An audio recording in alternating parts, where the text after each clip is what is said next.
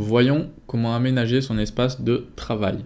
Pour commencer, dans la zone du haut, la zone des favoris, il est possible de placer des valeurs en favoris ou bien des méthodes.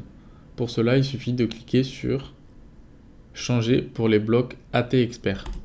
Je clique et on retrouve bien toutes les méthodes qui ont été ajoutées en favoris.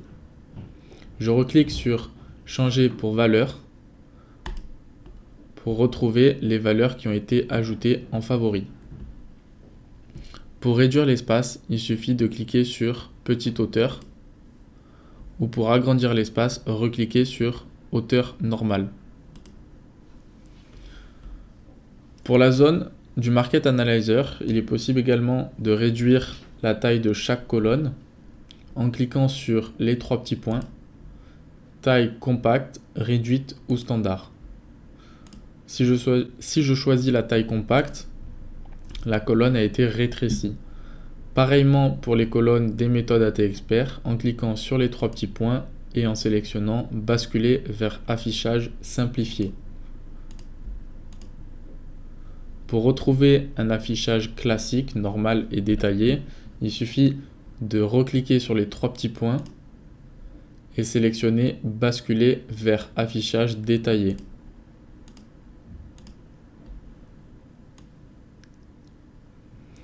Pour ce qui est de la zone du graphique, dans un premier temps, j'ai ajouté des indicateurs. Je vais ajouter également le RSI.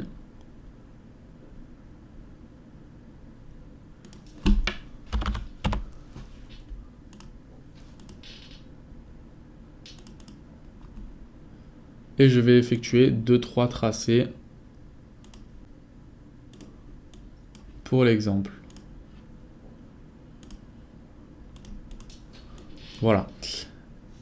Pour le paramètre du graphique, peu importe où vous cliquez avec la souris sur le graphique, réalisez un clic droit et là, plusieurs fonctionnalités s'affichent. Donc, il est possible dans un premier temps de réinitialiser l'affichage du graphique qui revient à faire le même bouton des flèches ici, Reset the Graphic. De supprimer les dessins, donc les tracés que je viens d'effectuer. Si je clique dessus, ils se suppriment. De supprimer les volets, donc c'est-à-dire supprimer les indicateurs en bas du graphique. Voilà. D'obtenir donc les options du graphique directement ici, ce qui revient à cliquer sur la petite molette ici, options du graphique.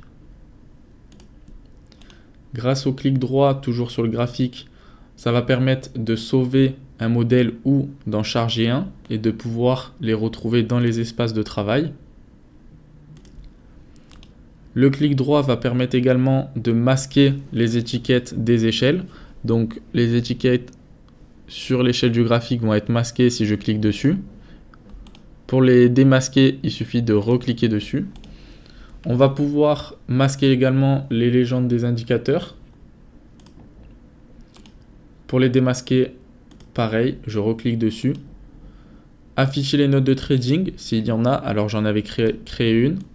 Donc la note de trading a été affichée et il suffit de positionner la souris pour afficher notre note.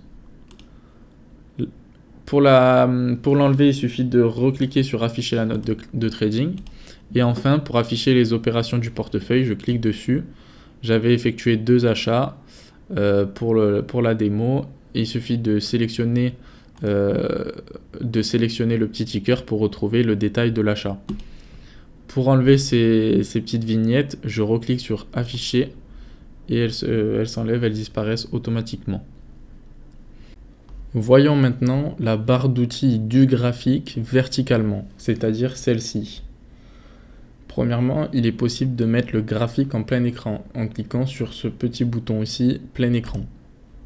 Pour réduire, il suffit de recliquer sur les 2 petites flèches taille normale et le graphique revient à la taille normale.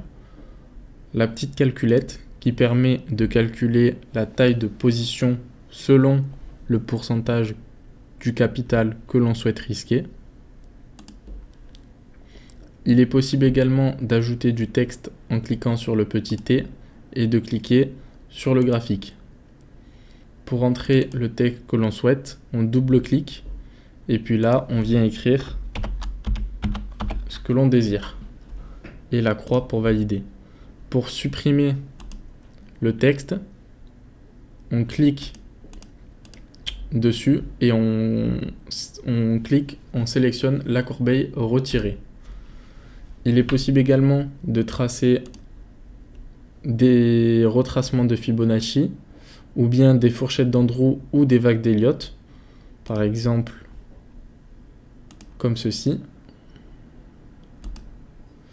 Et pour y supprimer, c'est pareil, on clique sur le retracement et on clique sur la corbeille, retirer.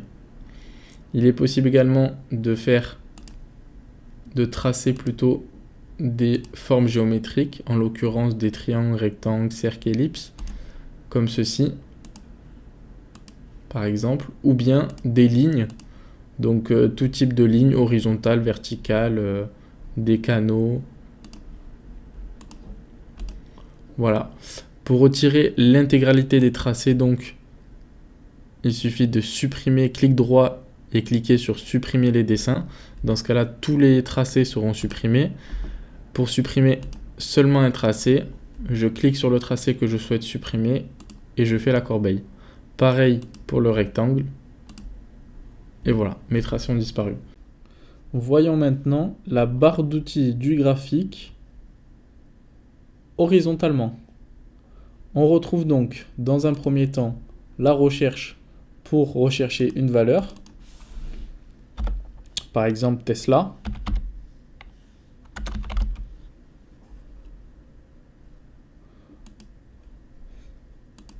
Le petit plus qui permet également de rechercher une valeur. Les unités de temps, afin de choisir l'unité de temps qui nous intéresse. Et on a la possibilité également de les mettre en favori en cliquant sur l'étoile.